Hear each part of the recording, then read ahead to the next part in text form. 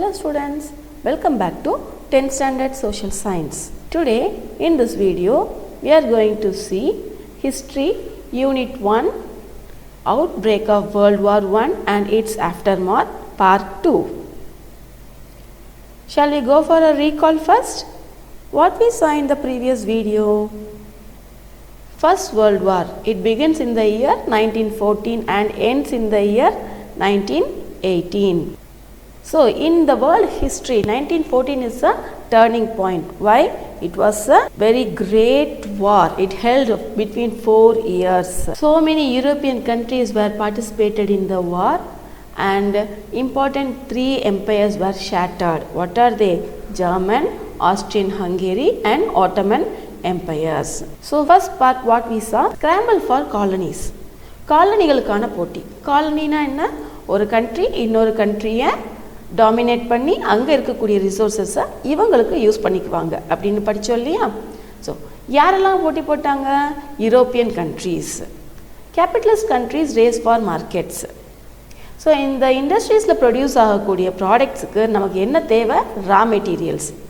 Finished ப்ராடக்ட்ஸுக்கு என்ன தேவை? Markets வேணும். ஸோ இவங்க யூரோப்பியன் கண்ட்ரீஸுக்குள்ளே ஒவ்வொரு கண்ட்ரீஸுமே ப்ரொடியூஸ் பண்ணும்போது நமக்கு அங்கே மார்க்கெட் கிடைக்காது. ஸோ ரா மெட்டீரியல்ஸ்க்காகவும் மார்க்கெட்டுக்காகவும் யூரோப்பியன் கண்ட்ரீஸ் உலகத்தில் மற்ற நாடுகளை படையெடுக்க ஆரம்பித்தாங்க. யூரோப்பியன் கண்ட்ரீஸ்லேயே வச்சு இங்கிலாந்து தான் டாமினன்ட் பொசிஷனில் இருந்தாங்க. அவங்க ஏஷியா ஆஃப்ரிக்கா கான்டினென்ட்ஸ் மொத்தத்தையும் அவங்களோட காலனியாக கொண்டு வந்துட்டாங்க. ஸோ இங்கே இருக்கக்கூடிய ரிசோர்ஸஸையும் நேச்சுரல் ரிசோர்ஸஸையும் வெல்த்தையும் சுரண்டி அவங்களோட இண்டஸ்ட்ரீஸ்க்கு யூஸ் பண்ணிக்கிட்டாங்க. Rise of monopoly capitalism. கேபிட்டலிசம்னாலே ஏர்னிங் மோர் ப்ராஃபிட். மொனோபொலி அப்படின்னா there is only one seller. அந்த ப்ராடக்ட் வந்து ஒருத்தர்கிட்ட மட்டும்தான் கிடைக்கும். அவர் தான் அந்த பொருளுக்கான விலையையும் தீர்மானிக்கிறவர். அந்த விலை எப்படி இருக்கும்? அதிக லாபத்தோட இருக்கும். இப்படி ஒரு ட்ரேட் பாலிசியை உருவாக்குனாங்க. நெக்ஸ்ட் என்ன பார்த்தோம்? Imperialism and its essential characteristics. இம்பீரியலிசம்னா என்ன? டாமினேட்டிங் அதர் கண்ட்ரீஸ் இல்லையா? ஒரு கண்ட்ரியை கேப்சர் பண்ணி அவங்கள வந்து அடிமைகளாக்கி அவங்க நாட்டில் இருக்கக்கூடிய நேச்சுரல் ரிசோர்ஸஸையும் வெல்த்தையும் இவங்க நாட்டுக்காக ஏற்படுத்திக்கிறது. அந்த நாட்டில் எந்த டெவலப்மெண்ட்டுமே இருக்காது. ஸோ இதனால் ஏற்பட்ட மோதல்களும் வேர்ல்டு வார்க்கு ஒரு காரணமாக அமைஞ்சுது. Next, rivalry of great powers. European countries நம்ம கிரேட் பவர்ஸ் அப்படின்னு சொன்னோம் இல்லையா? அவங்களுடைய பங்களிப்பு என்ன? யூரோப்பில் இருக்கக்கூடிய important countries England, German, France, Belgium, Italy இவங்க எல்லாருமே அவங்களுடைய இண்டஸ்ட்ரி டெவலப்மெண்ட்டுக்காக மற்ற கண்ட்ரீஸ் எல்லாமே அவங்களோட கண்ட்ரோலில் வச்சுருந்தாங்க. Clashes among the great powers. So இந்த வேர்ல்டுலேயே டாமினேட்டடாக இருந்தவங்க இங்கிலாந்து. ஆனால் அவங்களுக்கு சாட்டிஸ்ஃபைடாகவே இல்லை. அவங்க எந்த விதத்துலையும் சாட்டிஸ்ஃபை ஆகலை. ஏன் அப்படின்னா அமெரிக்காவும் ஜெர்மனியும் அவங்களுக்கு ஈக்குவலாக சீப் ரேட்டில் ப்ராடக்ட்ஸை வந்து மேனுஃபேக்சர் பண்ணி இங்கிலாண்டோட மார்க்கெட்ஸ் எல்லாம் கைப்பற்ற நினச்சாங்க. ஸோ இது வந்து இங்கிலாந்துக்கு ரொம்ப ஒரு வெறுப்பை ஏற்படுத்துச்சு.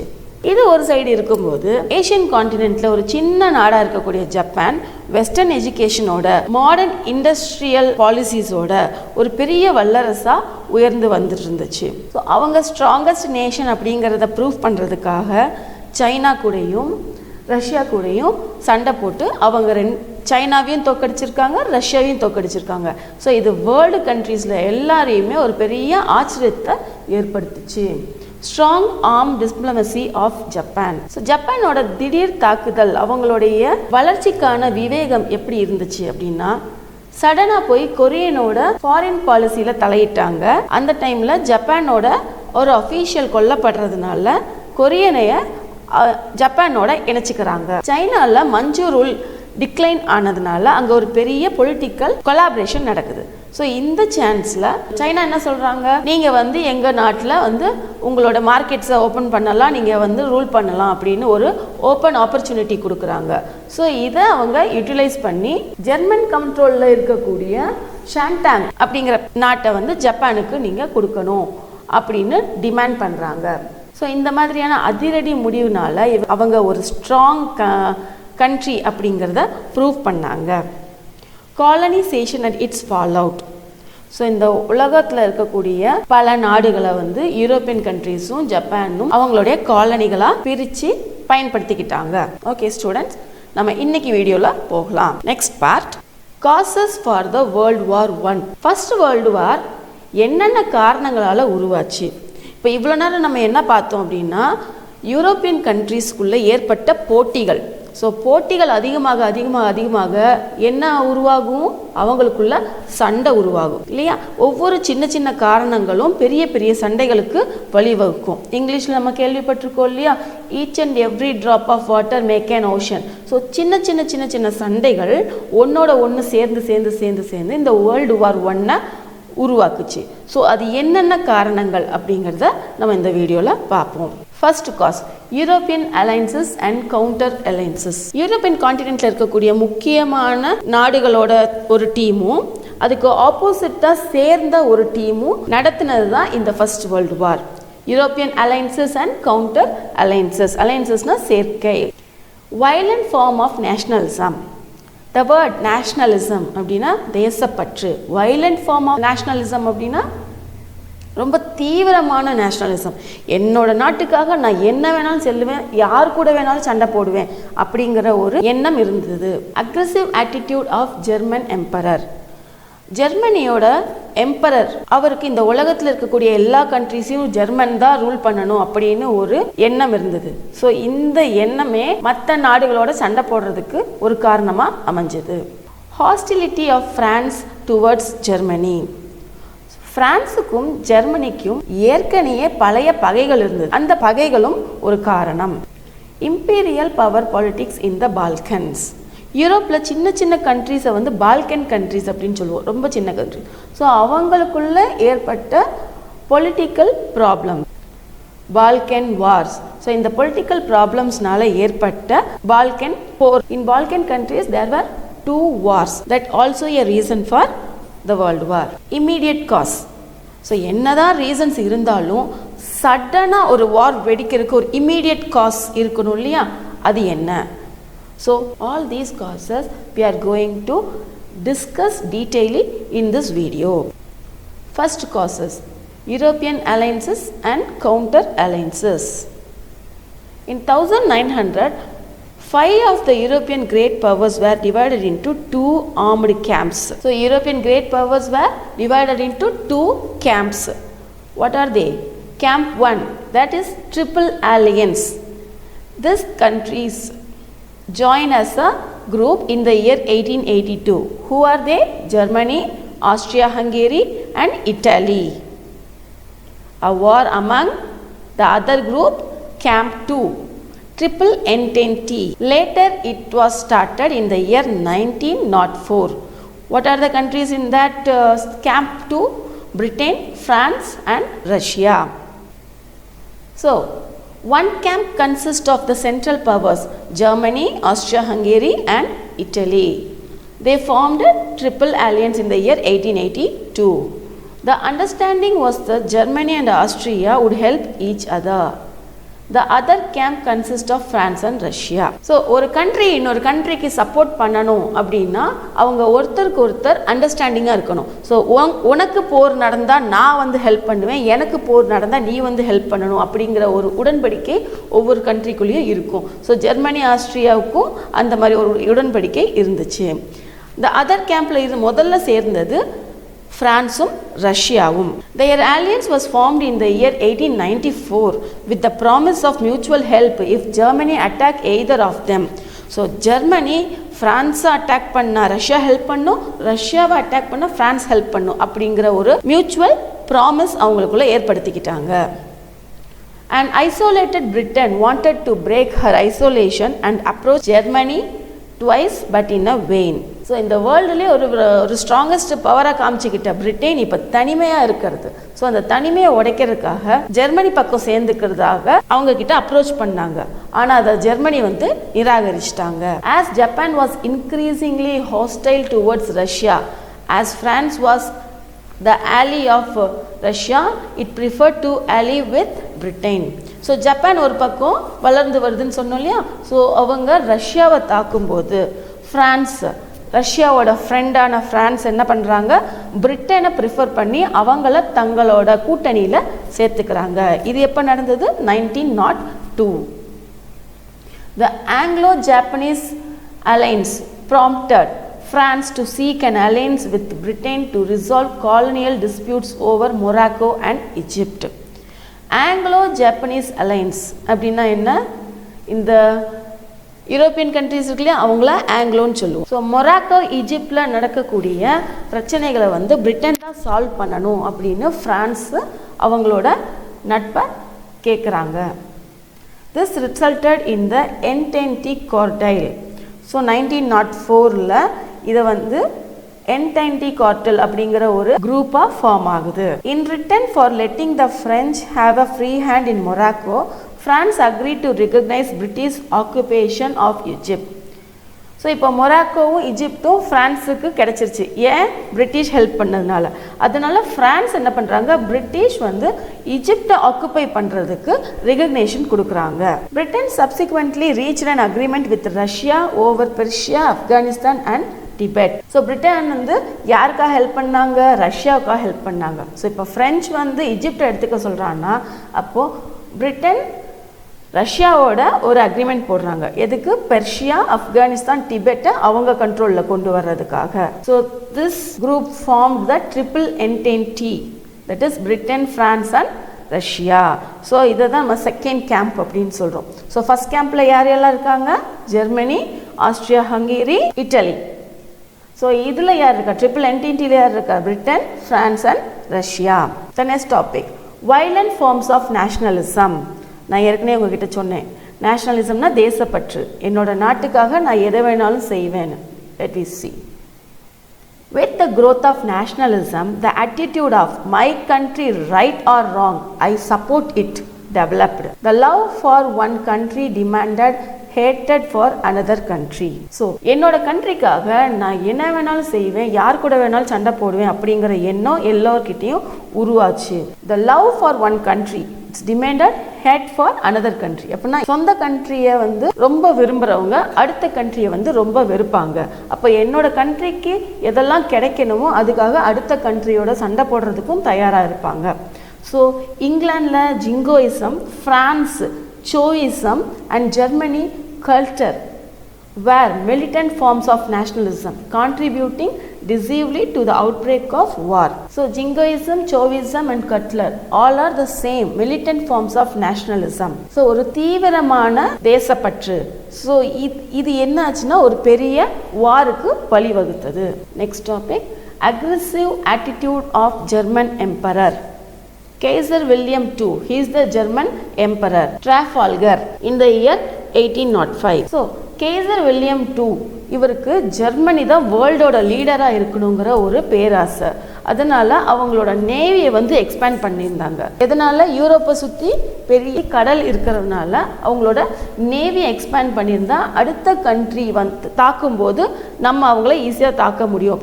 தே are showing their navy power. So இது எதுக்காக எக்ஸ்பேண்ட் பண்ணாங்க அப்படின்னா 1805 நெப்போலியன் இங்கிலாண்டை தாக்க போகும்போது அந்த இடத்துல நெப்போலியன் தோற்கடிக்கப்படுறார். அதனால் இனிமேல் ஜெர்மனி தோக்கக்கூடாதுங்கிறதுக்காக நேவியை எக்ஸ்பேண்ட் பண்ணுறாங்க. Germany's aggressive diplomacy and rapid building of naval bases convinced Britain that a German navy could be directed only against her. So ஏற்கனவே இங்கிலாண்டை பார்த்து தான் இந்த நேவி எக்ஸ்பேண்ட் பண்ணுறதுனால ஜெர்மனி வந்து பிரிட்டன் நம்மளை தான் தாக்க வராங்களோ அப்படின்னு இவங்களும் என்ன பண்ணுறாங்க, அவங்களோட நேவியை வந்து எக்ஸ்பேண்ட் பண்ணுறாங்க. Therefore Britain embarked a naval race with heightened the tension between the two powers. So இப்போ ஜெர்மனும் நேவி பவரை ஸ்ட்ராங் பண்ணியிருக்காங்க, பிரிட்டனும் நேவி பவரை ஸ்ட்ராங் பண்ணியிருக்காங்க. ஸோ எப்போ வேணாலும் இவங்களுக்குள்ள ஒரு போர் உருவாகலாங்கிற டென்ஷனை கிரியேட் பண்ணாங்க. Hostility of France towards Germany. France and Germany were old rivals. France and ஜெர்மனியும் பக்கத்து நாடுகளாக இருக்கிறதுனால அவங்க பவுண்டரி பிரச்சனைக்கு எப்பவுமே அங்கே சண்டை இருந்துக்கிட்டே இருந்தது. Bitter memories of the defeat of 1871 and loss of Alsace and Lorraine to Germany rankled in the minds of the French. So ஏற்கனவே 1871 நடந்த வாரில் ஃப்ரெஞ்சு ஜெர்மனி கிட்ட ஆலிஸ்ங்கிற பகுதியும் லோரென்ற பகுதியும் இழந்துட்டாங்க. German interference in Morocco added to the bitterness. So மொராக்காங்கிற பகுதியும் ஃப்ரெஞ்சு தான் காலனைஸ் பண்ணியிருந்தாங்க. ஸோ அந்த இடத்துலையும் ஜெர்மன் போய் இன்டர்ஃபரன்ஸ் ஆனதுனால இதுவும் அவங்களுக்குள்ள ஒரு மோதுதலை உருவாச்சு. The British agreement with France over Morocco was not consented by Germany. So பிரிட்டிஷ்க்கும் ஃப்ரான்ஸுக்கும் மொராக்காவை பற்றி ஒரு அக்ரிமெண்ட் இருக்கிறத ஜெர்மனியால் தாங்கிக்க முடியலை. So Kaiser William II intentionally recognized the independence of the Sultan and demanded an international conference to decide on the future of Morocco. So மொராக்கோங்கிறது எங்கே இருக்குன்னா ஆஃப்ரிக்காவோட நார்த்தன் பார்ட்டில் இருக்குது. ஸோ இந்த பிரிட்டிஷ்க்கும் ஃப்ரான்ஸுக்கும் ஏற்பட்ட அக்ரிமெண்ட் காரணத்தினால கேசர் வில்லியம் II ஜெர்மனியோட எம்பரர் இருக்கார்லே அவர் என்ன செய்கிறாருன்னா he recognized independence to the sultans. சுல்தான்ஸுக்கு வந்து இண்டிபெண்டன்ஸ் கொடுத்துட்றாரு எங்கே மொராக்கோ. ஸோ அண்ட் இண்டிபெண்டன்ஸ் கொடுத்துட்டு என்ன கேட்குறாரு, ஒரு இன்டர்நேஷ்னல் கான்ஃபரன்ஸை வந்து நம்ம வைக்கணும். எதுக்கு? ஃப்யூச்சர் ஆஃப் மொராக்கோவை பற்றி டிசைட் பண்ணுறதுக்காக. ஸோ இப்போ இவர் என்ன நினைக்கிறாரு, மொராக்கோவை வந்து சுல்தான்ஸ் கிட்ட இருந்து ஜெர்மனி வாங்கிக்கணும் அப்படிங்கிற ஒரு தீர்மானத்தை கொண்டு வர்றாரு. Imperial power politics in the Balkans. So European கண்ட்ரீஸில் இது ஒரு பார்ட்டு. ஸோ இந்த சின்ன கண்ட்ரீஸை தான் நம்ம பால்கன் கண்ட்ரீஸ் அப்படின்னு சொல்லுவோம். The Young Turk revolution of 1908 an attempt at creating a strong and modern government in Turkey provided both Austria and Russia with the opportunity to resume their activities in the Balkans. So 1908ல டர்க்கியில் ஒரு strong and modern கவர்மெண்ட்டை உருவாக்குறதுக்காக ஒரு பெரிய புரட்சியே நடந்துச்சு. So அந்த டைமில் இந்த புரட்சி ஆஸ்திரியாவும் ரஷ்யாவையும் இந்த இடத்துல கேப்சர் பண்ணுறதுக்கான ஒரு ஆப்பர்ச்சுனிட்டியை க்ரியேட் பண்ணுச்சு.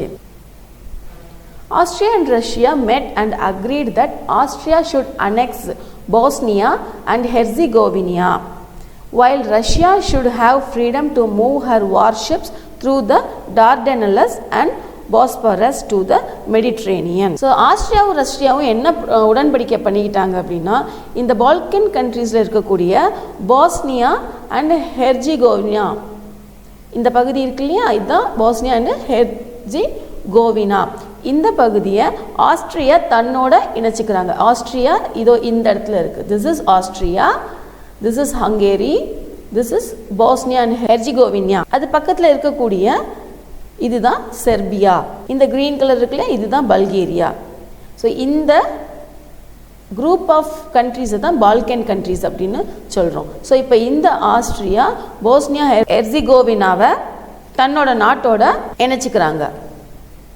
இப்போ ரஷ்யா என்ன டிமாண்ட் பண்ணுறாங்க அப்படின்னா, அவங்களோட போர் கப்பல் இருக்கு இல்லையா, ஸோ இந்த பகுதியில் தான், இந்த கிரீஸோட இந்த பகுதியில் வந்து டார்டனெலஸ் அப்படின்னு சொல்லி ஒரு பகுதி இருக்குது. ஸோ டார்டனெலஸ் பாஸ்பரஸ் வழியாக அவங்களோட போர் கப்பல் ஈஸியாக போயிட்டு வர்றதுக்கான ஒரு உடன்படிக்கையை செய்கிறாங்க. எதுக்கு? ரஷ்யா அவங்களோட மிலிட்ரி பவரை காமிக்கிறதுக்காக.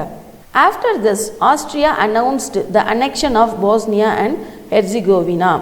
ஸோ இவங்களுடைய அக்ரிமெண்ட் படி ஆஸ்திரியா அனௌன்ஸ் பண்ணாங்க, நாங்கள் இந்த போஸ்னியா ஹெர்ஜிகோவினாவை எங்கள் ஆஸ்திரியாவோட இணைக்க போகிறோம், இது எங்களோட கண்ட்ரோலில் இருக்குது அப்படிங்கிறத அனௌன்ஸ் பண்ணாங்க.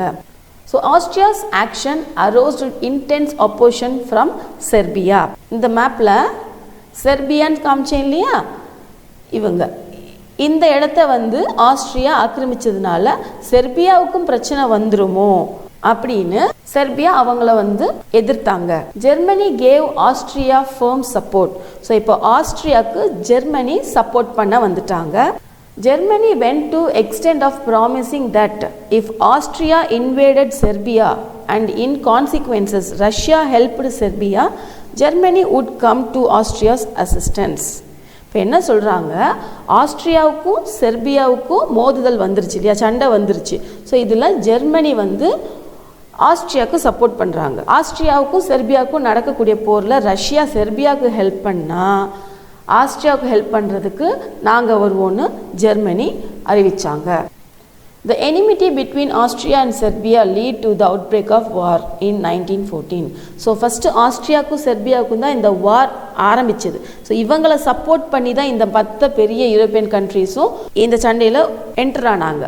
ஸோ இதுதான் ஃபர்ஸ்ட் வேர்ல்டு வார் 1914 உருவாகிறதுக்கான மெயினான காரணமாக இருந்தது. த பால்கன் வார்ஸ். ஸோ இப்போ தான் நம்ம பார்த்தோம் பால்கன் கண்ட்ரீஸுக்குள்ளார அவங்களுக்குள்ளே ஒரு எனிமிட்டி க்ரியேட் ஆச்சு இல்லையா. ஸோ இதுக்கு முன்னே நடந்த பால்கன் சண்டைகள் என்னென்ன.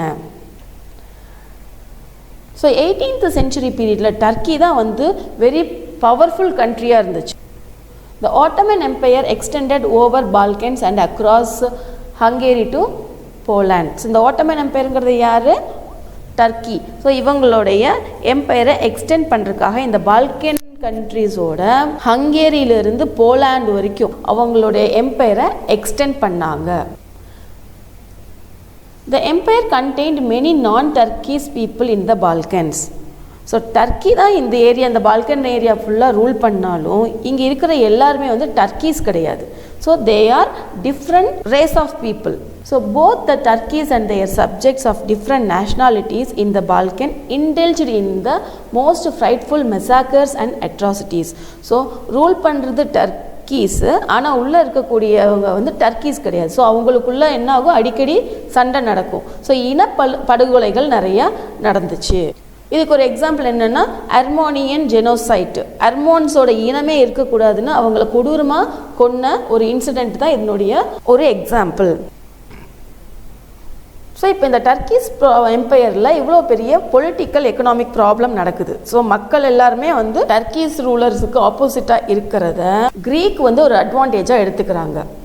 So taking advantage of political and economic instability of Turkish empire, Greeks followed by others began to secede one after another from Turkish control. So இந்த டர்க்கி கண்ட்ரோலில் இருக்கக்கூடிய பால்கன் கண்ட்ரிஸ் என்ன செய்கிறாங்கன்னா ஒருத்தர் பின் ஒருத்தராக அந்த டர்க்கிஸ் கண்ட்ரோல்லேருந்து விலக ஆரம்பிக்கிறாங்க. சண்டை போட்டு விலக ஆரம்பிக்கிறாங்க.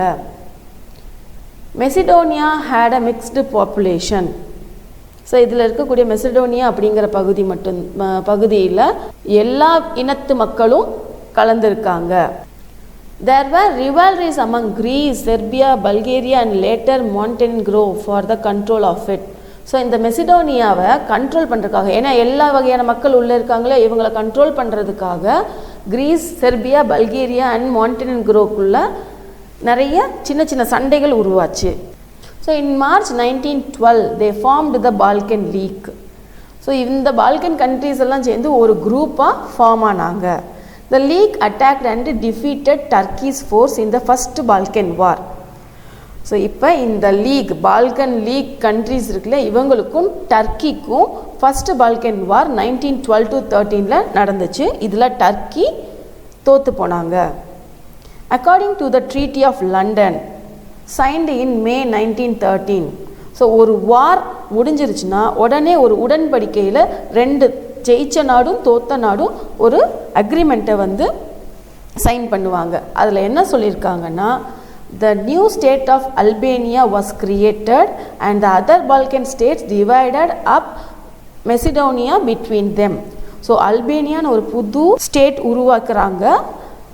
மெசடோனியா அப்படிங்கக்கூடிய ஒரு கண்ட்ரியை இந்த பால்கன் ஸ்டேட்ஸ் வந்து அவங்களுக்குள்ள பிரிச்சுக்கிறதாவும் ஒரு அக்ரிமெண்ட்டை சைன் பண்ணுறாங்க. Turkey was reduce to the area around Constantinople. So டர்க்கிஸுங்கிறது ஒரு பெரிய எம்பையராக இருந்தது. கான்ஸ்டான்டினோப்பிள் அப்படிங்கிற பகுதியில் இருக்கக்கூடிய ஒரு சின்ன பகுதியாக சுருங்கிருச்சு. The division of Macedonia, however, did not satisfy Bulgaria. So இந்த பால்கன் கண்ட்ரீஸில் இருக்கக்கூடிய பல்கேரியாவுக்கு இது சாட்டிஸ்ஃபைடாக இல்லை. Bulgaria attack Serbia and Greece. So Serbia கூடயும் கிரீஸ் கூடயும் பல்கேரியா இப்போ சண்டை போட ஆரம்பித்தாங்க. But Bulgaria was easily defeated. So இந்த செர்பியா கிரீஸ் கூட நடந்த சண்டையில் பல்கேரியா தோற்கடிக்கப்பட்டது. The second Balkan War ended with the sign of the Treaty of Bucharest in August 1913. So Turkish கூட பால்கன் கண்ட்ரீஸ் எல்லாம் சேர்ந்து போட்டது ஃபர்ஸ்ட் பால்கன் வார். இப்போ பல்கேரியா கூட சேர்ந்து செகண்ட் பால்கன் வாரை செர்பியாவும் கிரீஸும் சண்டை போட்டு 1913 ஜெயிச்சாங்க. ஸோ அதுக்கு ட்ரீட்டி ஆஃப் புச்சாரெஸ்ட் அப்படிங்கிற ஒரு அக்ரிமெண்ட்டை சைன் பண்ணாங்க. இம்மீடியட் காஸ், ஸோ உடனடி காரணம். ஸோ இத்தனை காரணங்கள் ஒரு பக்கம் இருந்தாலும் இந்த வார் ஆரம்பித்தது யார், சடனாக ஒரு வார் அப்படின்னு சொல்லி அறிவித்து ஆரம்பித்தது யார்? த climax to these events in the Balkan occurred in Sarajevo in Bosnia. இந்த போஸ்னியா அப்படிங்கிற கண்ட்ரியில் செரஜோவாங்கிற பகுதியில் தான் இந்த ஃபஸ்ட்டு வார் அப்படிங்கிற ஈவெண்ட் வந்து ஸ்டார்ட் பண்ணாங்க. அதுக்கு ரீசன் என்ன? On 28th June 1914 the Archduke Franz Ferdinand, heir to Franz Joseph, Emperor of Austria-Hungary, was assassinated by Prince a Bosnian Serb. அதாவது ஆஸ்ட்ரியா ஹங்கேரியோட எம்பரர் பிரான்ஸ் ஜோசப், இவரோட சன் வாரிசு வந்து பிரான்ஸ் ஃபெர்டினண்ட். இவரை ஒரு போஸ்னியன் பர்சன், அவர் பேர் பிரின்சிப், அவர் வந்து இந்த பிரான்ஸ் ஃபெர்டினண்ட்டை கொலை செஞ்சிடுறாரு. ஸோ இந்த ஆப்பர்ச்சுனிட்டியை ஆஸ்ட்ரியா பயன்படுத்திக்கிட்டாங்க. Austria saw in this an opportunity to eliminate Serbia as an independent state. So செர்பியாவை உடனே தாக்கணும் அப்படின்னு கொலை செய்யப்பட்டதை அவங்களுக்கு சாதகமாக பயன்படுத்திக்கிட்டாங்க. Germany thought that it strike first. So நம்ம ஏற்கனவே பார்த்தோம் ஆஸ்ட்ரியாவுக்கு ரஷ்யா சப்போர்ட் பண்ணுவாங்க அப்படின்னு. ஸோ ஆஸ்ட்ரியா வந்து செர்பியாவை தாக்கும் போது ஃபர்ஸ்ட் அது ஜெர்மனியை தான் தாக்கும், ரஷ்யா வந்து அவங்களுக்கு சப்போர்ட் பண்ணுவாங்க அப்படின்னு தவறுதலாக நினச்சிக்கிட்டு நாம முந்திக்கணும் அப்படின்னு சொல்லி அவங்க போரை அறிவிச்சாங்க. German declared war on Russia on 1st August. Germany had no quarrel with France, but because of Franco-Russian alliance, the German army, which was planning a war against both France and Russia, wanted to use the occasion to its advantage. So இப்போ German வந்து Russia கூட வார் declare பண்ணிட்டாங்க. இப்போ சண்டை போட ஆரம்பிச்சாகணும். இப்போது ரஷ்யாவோட ஃப்ரெண்டாக இருக்கிறது யார்? ஃப்ரான்ஸு. ஃப்ரான்ஸுக்கும் ஜெர்மனுக்கும் எந்த ஒரு பிரச்சனையும் இல்லைனாலும் ரஷ்யாவோட பிரான்ஸ் இணைஞ்சிருக்கிறனால இந்த ஆப்பர்ச்சுனிட்டியை, ஏன்னா பழைய பகைன்னு ஒன்று இருக்கு இல்லையா பிரான்ஸுக்கும் ஜெர்மனுக்கும், ஸோ அதையும் இந்த ரஷ்யாவோட இருக்கக்கூடிய சேர்க்கையும் பயன்படுத்தி பிரான்ஸ் கூடயும் ரஷ்யா கூடயும் சண்டை போடுறதுக்கு இதை அவங்க யூஸ் பண்ணிக்கிட்டாங்க. The German violation of Belgium neutrality forced Britain to enter war. So இந்த ஜெர்மன் சும்மா இருக்காம இந்த சண்டைக்கே வராத பெல்ஜியனை போய் தாக்குனதுனால பெல்ஜியனுக்கு சப்போர்ட் பண்ணி பிரிட்டன் இந்த சண்டைக்குள்ள என்டர் ஆயிட்டாங்க. ஸோ இப்போ இந்த வார்ல யார் யார் இருக்கா? ஸோ ஆஸ்ட்ரியாவுக்கும் செர்பியாவுக்கும் நடுவில் தான் இந்த வார் ஸ்டார்ட் ஆனது. ஆஸ்ட்ரியாவுக்கு ஜெர்மனி ஹெல்ப் பண்ணாங்க, செர்பியாவுக்கு ரஷ்யா ஹெல்ப் பண்ணாங்க. இப்போ பெல்ஜியம் போய் தாக்குனதுனால பிரிட்டனும் இதுக்குள்ள என்டர் ஆயிட்டாங்க. ஸோ இதுதான் வேர்ல்டு வார் உருவாகிறதுக்கான முக்கியமான ஒரு காரணம். ஸோ ஆகஸ்ட் 1ல ஃபர்ஸ்ட் வேர்ல்டு வார் டிக்ளேர் பண்ணாங்க. ஸோ வேர்ல்டு வார் ஃபர்ஸ்ட் எப்போ நடந்துச்சு? 28 June 1914ல ஆரம்பிச்சிச்சு. யார் யாருக்கு நடுவில்? செர்பியாவுக்கும் ஆஸ்ட்ரியாவுக்கும் நடுவில். அப்புறம் அடுத்து ஜெர்மன், ரஷ்யா, பிரான்ஸ், இங்கிலாந்து, இப்படி பெரிய பெரிய கண்ட்ரிஸ் அதனோட ஜாயின்ட் ஆனதுனால இது ஒரு பெரிய வேர்ல்டு வாரா உருவாச்சு. Yes, I hope you understood this video students. Shall we go for a recall, quick summary. Causes for the world war. So இந்த வேர்ல்டு வார் உருவாகிறதுக்கான என்னென்ன காரணங்கள்னு பார்த்தோம். First European alliances and counter அலையன்சஸ்னு பார்த்தோம். 2 கேம்பா இருக்காங்க. ஃபர்ஸ்ட் யூரோப்பியன் கண்ட்ரிஸ் ஒரு கேம்பும், அடுத்த ஆப்போசிட் கேம்ப், அதாவது ட்ரிபிள் அலையன்ஸ் வந்து Germany, Austria Hungary and Italy. Triple entente, அது ஆப்போசிட்ல யார் இருக்கா? Britain, France, Russia. Violent forms of nationalism. So தீவிரமான தேசப்பற்று, என்னோட நாட்டுக்காக என்ன வேணாலும் செய்வேன் அப்படிங்கிற இது வந்து இந்த வாருக்கு ஒரு காரணமா இருந்தது. Aggressive attitude of German emperor. So இந்த வேர்ல்டுலேயே ஜெர்மனி தான் பெரிய பவர்ஃபுல் கண்ட்ரியா இருக்கணும், ரூல் பண்ணணும் அப்படிங்கிற ஒரு அதிகமான ஆசை மற்ற நாடுகளை வெறுப்பேற்றி இந்த வாருக்கு ஒரு காரணமா அமைஞ்சது. Hostility of France towards Germany. So, பிரான்ஸுக்கும் ஜெர்மனிக்கும் இருந்த பழைய பகைமை. Imperial power politics in the Balkans. So, Balkan countries-குள்ள இருந்த சின்ன சின்ன பொலிட்டிக்கல் மோதல்களும் ஆஸ்ட்ரியாவும் ரஷ்யாவும் செஞ்ச உடன்படிக்கைகள், அதுவும் ஒரு காரணம். Balkan wars. பால்கன் கண்ட்ரீஸுக்கும் டர்க்கிக்கும் நடந்த பால்கன் வார் 1க்கும், பல்கேரியாவுக்கும் செர்பியா கிரீஸுக்கும் நடந்த பால்கன் வார் 2க்கும் இந்த வேர்ல்டு வார் ஒருவருக்கு ஒரு காரணம். இமீடியட் காஸ் என்ன நடந்துச்சு? 28 June 1914ல பிரான்ஸ் ஃபெர்டினண்ட் ஆஸ்ட்ரியா ஹங்கேரியோட இளவரசரை வந்து போஸ்னியன் சர்ப் வந்து கொன்னுடுறாரு. ஸோ இதை பழித்திக்கிறக்கா ஆஸ்ட்ரியா வந்து செர்பியாவை தாக்க போறாங்க. இதுக்கு ஜெர்மனி வந்து சப்போர்ட் பண்ண வராங்க. ஸோ ஜெர்மன் வந்து ஃபர்ஸ்ட் வாரை டிக்ளேர் பண்ணிடுறாங்க. இதனால ஜெர்மன் வந்து ரஷ்யாவோடையும் பிரான்ஸோடையும் ஃபைட் பண்றாங்க. கடைசியா இங்கிலாண்டும் இந்த வார்ல என்டர் ஆகுறாங்க. So I hope you understood all the topics in today's video. Today's assignment: name the countries in the triple entity. What were the three militant forces of nationalism in Europe? Discuss the main causes of the First World War. So find the answers. Learn well. Thank you, students.